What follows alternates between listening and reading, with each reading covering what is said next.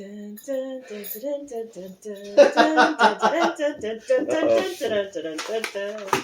everyone to this exciting bonus content edition of First Congregational All Questions Considered. All questions considered.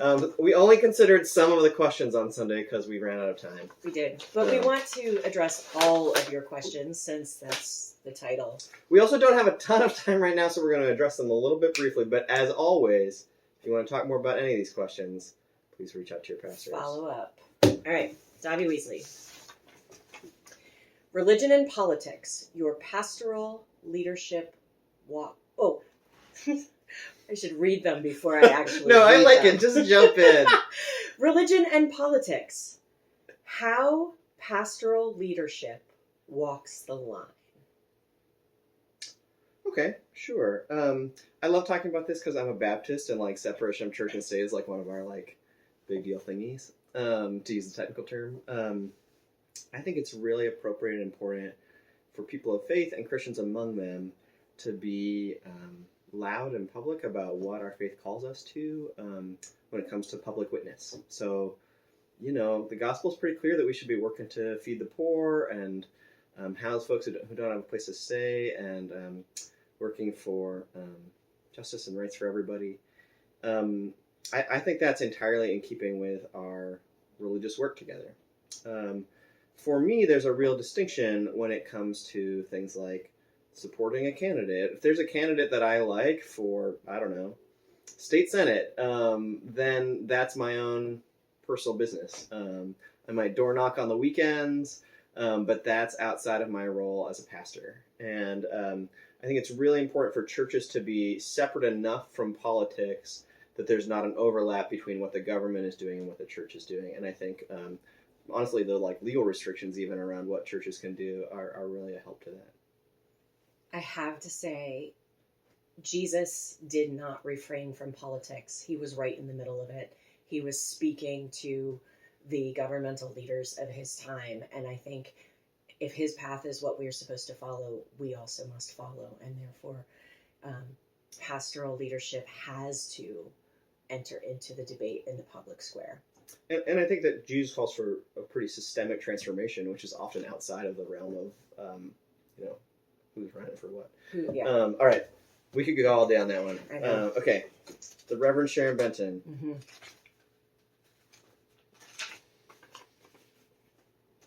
Why 10%? Parentheses, tithe. Oh.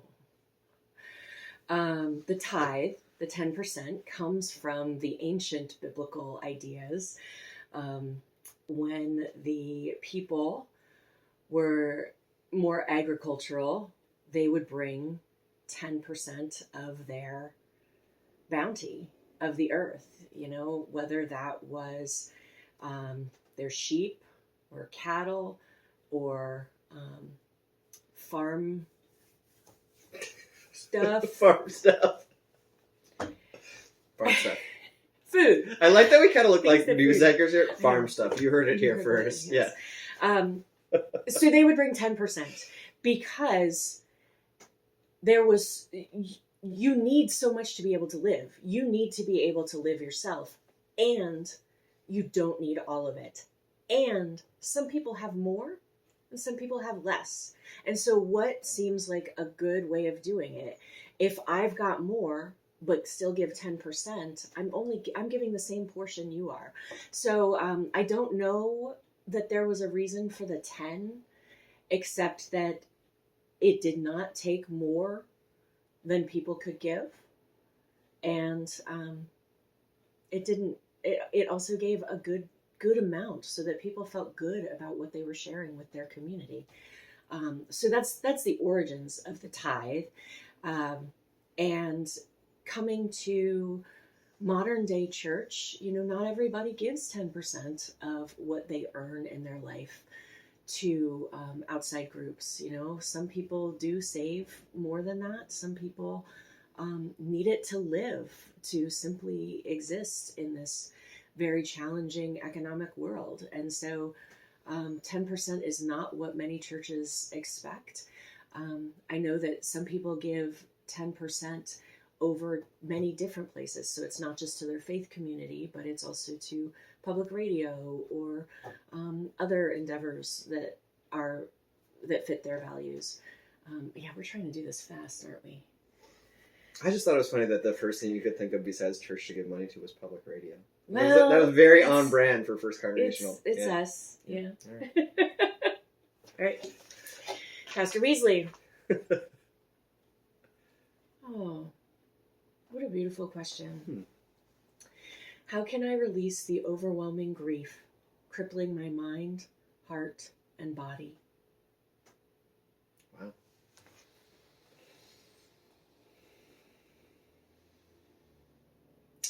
Well, I think you've done the first thing, which is to name it. You know, I think sometimes when folks are wrestling with really big grief, it feels like something else, or it's hard to name that it even exists because it's just so present. I think there's all kinds of ways to process and release grief, and I, man, I mean, all of these questions I want to say, well, you know, like everybody has their own journey on this, but this especially maybe. I know folks for whom, you know, finding the right therapist to work with has been really helpful, or even the right modality within therapy, you know, the right set of tools that your therapist is using. I know folks for whom like embodiment and ritual has been really helpful. I always think of somebody, I don't even remember who this was, maybe somebody listening had a practice after someone they loved died. Every day they would walk the same route. Must have been around Lake Patton, and or 3 times a week something, and they would always put a rock on this one fallen tree. And sometimes there'd be a lot of rocks on that tree because other people would put them there, and sometimes, you know, there'd been a windstorm and they all fell off. But just that, like, marking that there's movement in the midst of all of the, like, the ways that grief can feel like being stuck is helpful for folks. But, I mean, I would say this exact question is the kind of question that Sharon and I love to spend time with folks around, to have a cup of tea and hear about what's happening and kind of like listen together, but also dream together about what's possible. And maybe there's some spiritual practice that might be life-giving. Maybe there's somebody we can refer you to that might be life-giving. Maybe there's, you know, the grief group at church has been life-giving for so many folks. But blessings to you, and know that whoever's carrying grief is in our prayers and is close to the Spirit and close to Jesus in that. Yeah, reach out to one of us or somebody else to connect, please. I keep being really glad that Sharon's getting these questions I don't know the answer to. Pastor Benton, what does it mean to worship, quote, in spirit and in truth? Oh. Or what do you think it means, I guess? Yeah. Is this from, like, Paul? I think so. Sounds like Paul. His letters. It does sound like Paul. This All Questions Considered is such a great way to learn that, like, we don't have all this knowledge close at hand. We have to, like, look stuff up just like y'all do. Yeah. Google is a beautiful thing, friends. Mm-hmm. First of all, I would love to go back and look at the Greek and see. And she will. She will. But for me, in spirit and truth, like I've said before, the core of my theology is that greatest commandment that Jesus gives, which goes back to his Jewish roots, the Shema. Love God with all of your being and love your neighbor as yourself. And so the truth part, I think, sits right there in the how deep can our love go? How can we engage this world in truth? And I think for me, worship is something that we don't just do on Sunday mornings or in the gathered body, but it's something that we can do wherever and whenever we are, when we are experiencing the divine or seeking the divine or the eternal. And I believe that in truth, it is that engagement of love that Jesus encourages us toward, or that, you know, God has named as our calling. In spirit, that's so interesting. For me, we're always in spirit. We are always in this oneness with God. So maybe it's the remembering that we are part of the oneness with the divine, because there's no separating us, I believe, from the holy. Can I tag in on Please. that? Yeah, so I think for me, some of that language about in spirit and truth, there's also like an invitation for me to notice when I'm coming to worship, whether that's by myself or with my community, if my heart or my spirit isn't feeling aligned with that or isn't kind of all the way settled in, then that's an invitation for me to reflect on that. And maybe that's something in my own life I need to work on. Maybe that's somebody I need to, call up and apologize to. Maybe that's something about the setting that I'm in that isn't a good fit for me these days, and I want to like talk to somebody about it or try someplace else. I think to like attend to, it's such a, like, worship is such a beautiful thing because sometimes I show up and I'm like, I'm not going to like this at all. And of course it's like transcendent and beautiful. And the opposite also happens. But I think an invitation to attend to what's happening in my heart as I'm participating in the singing or the silence or the preaching or whatever. Yeah. And that makes me think of, Paul was writing letters to various churches. So it was all about being in community. And so that connection with one another was so important to him that we are remaining an intentional, beloved community. So if we're right about that being. If we're right, yeah. I know. I mean, you're not wrong about Paul. I'm sure. See, we have to lift this up. Okay. We're back once again with part 2. And this question is, how can we get a youth choir going? Music / dance, etc. I love a good youth choir. I love music and dance. I think I'm not sure where to start with this question. On the one hand, if our goal as a congregation was to have a youth choir, there are things we could do. We could find some youth who want to be part of a choir. We could hire folks to lead that. We could, build a program around that. I don't know that that's been part of our programmatic goals for the last while. I have strong thoughts. I bet you do. All right, you can do this one. Okay. Yeah. No, let me try it. Finish. Then, yeah. Go ahead. Sorry. I like how I was like, no, you can't talk, and then I was like, yes, you can. No. You're seeing you're seeing the real.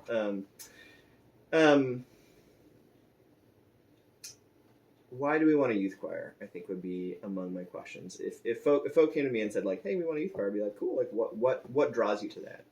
Is it because we want to see young people really involved in the life of our congregation? Is it because we want to create opportunities for young people to grow in their own faith and in their own kind of spiritual journeys? And if so, is that the right tool for that?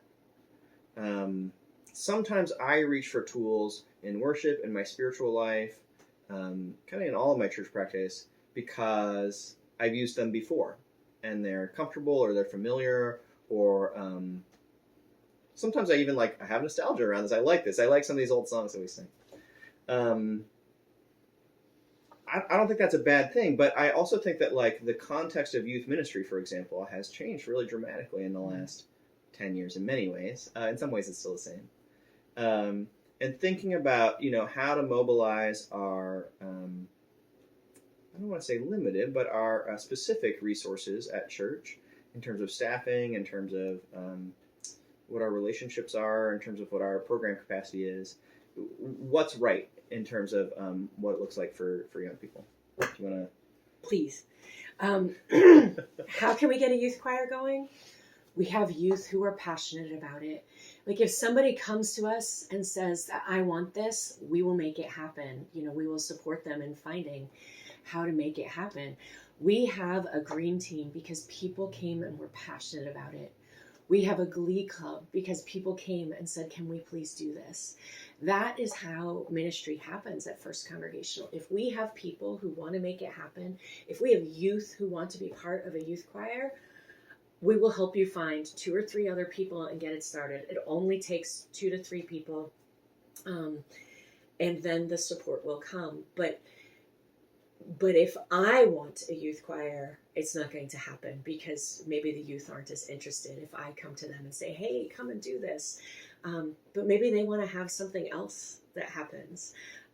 There was a young person who we were talking, and One of us mentioned stand-up paddleboard, and they have held on to that for the entire summer. So this week there is a stand-up paddleboard event because the youth didn't let it go.